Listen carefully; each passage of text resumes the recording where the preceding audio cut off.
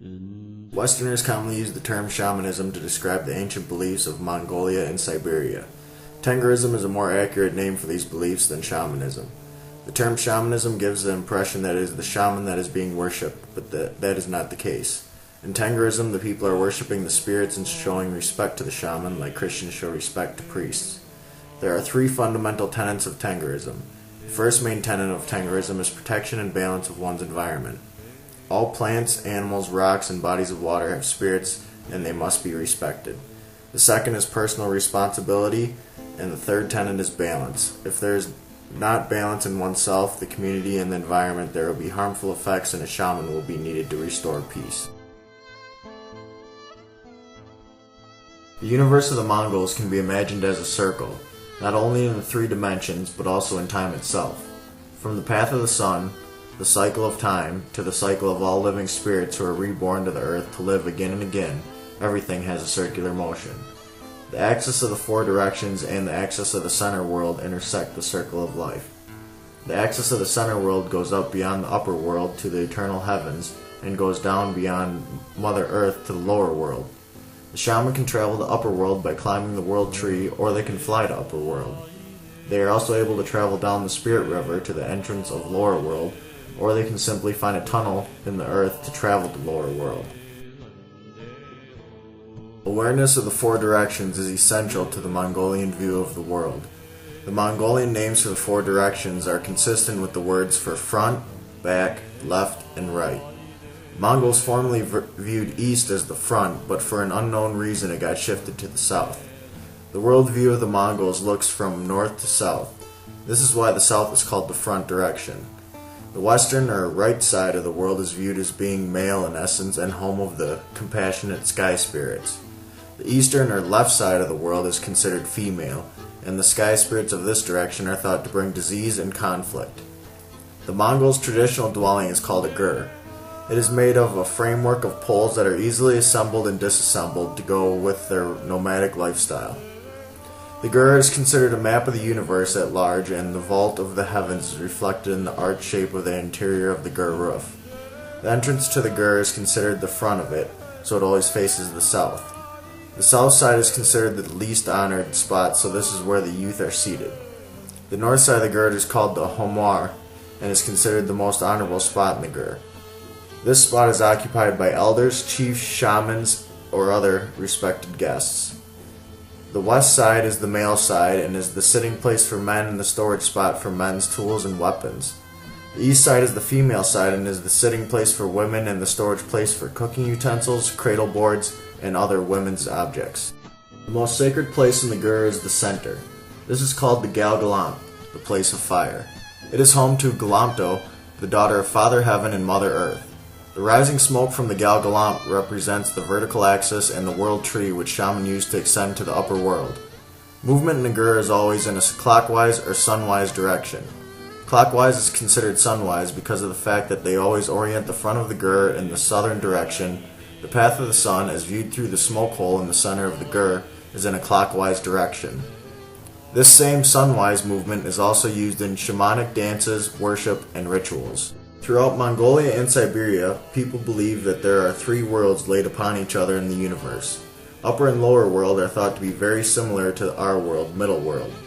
Upper and lower world are thought to have a sun, a moon, forests, and human-like inhabitants.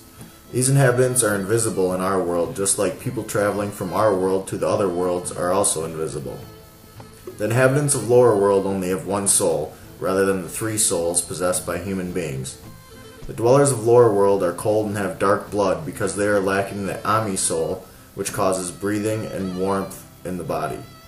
The sun and moon of lower world are thought to be only half of an orb, rather than a full orb, so they are not as bright as the sun and moon of middle world. The ruler of lower world is œHeavenâ Khan, son of Father Heaven. He has the ability to decide when and where souls will incarnate. Sometimes souls will prematurely wander to the lower world before the body has died. When this happens, a shaman must appeal to œHeavenâ Khan in order to recover the lost souls. There are many paths to get to the lower world. The world river which flows into lower world is one path. The entrance is protected by Mongolian knots. He prevents souls from entering lower world before the body is dead. Despite him protecting the entrance, sometimes souls slip through and a shaman must go retrieve them before the absence of a soul causes permanent damage to a person. Traveling the world river is very dangerous for a shaman. The river is full of rapids and other dangers. If a shaman falls dead during a soul retrieval, it is said that the trip was too dangerous and his soul was lost. Other entrances to lower world are caves, whirlpools, springs, and one of the tunnels through the earth which lower world beings use to travel up to middle world. Upper world, like lower world, seems very similar to middle world. It is said to have 7 suns, so it is much brighter than our world. The environment is unspoiled and the inhabitants still live in the traditional ways of the ancestors. Upper world does not usually accommodate spirits of human beings, but shamans may travel there if needed. Upper world is ruled by Ølgen, another one of Father Heaven's sons. When shamans are required to travel to upper world, they usually change themselves into birds because flight is required to get to upper world. It is also possible for them to ride a flying deer or horse to make the journey. Another path for shaman to travel to upper world is climbing the Toro, the tree of the universe. In shaman ceremonies, a tree will be used to represent the Toro. The shaman will climb the tree while in a state of ecstasy, and simultaneously his soul will ascend the actual Toro tree to the heavens. In Mongolian Tengerism, a person stands at the center of their personal universe, supported by Mother Earth and surrounded by Father Heaven. At a person's center, their cosmic soul, or sun soul, shines as a bright star, and their body soul, or Ami soul, is a red point of light. A person can move without restraint in the openness of space or travel freely on the earth. Each person is on their own path, so they are responsible for their own actions. Windhorse is housed within a person's chest and is a person's psychic power. The size of Windhorse varies from person to person, depending on how they use it and accumulate it. A person with very strong Windhorse will be able to think clearly and see through deception. A shaman's strong Windhorse allows him to accomplish important deeds with ease.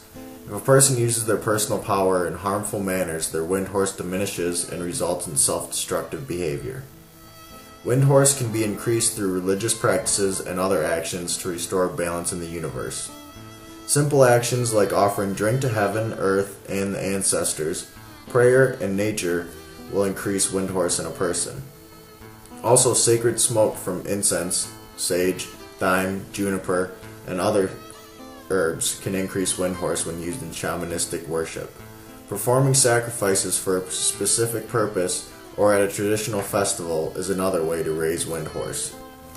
An idea related to Windhorse is Buyanashig, or Buyan for short. Buyan is a blessing from heaven or the spirits. Buyan can be increased or decreased depending on one's actions. A large collection of Buyan will result in good fortune, protection from harm, and happiness. Buyan is increased through acts of generosity and through living an upright life, religious acts, and sacrifices. Buyan is lost by violating taboos, showing disrespect for the spirits or the ancestors, or by offending the spirits of nature by killing for no reason.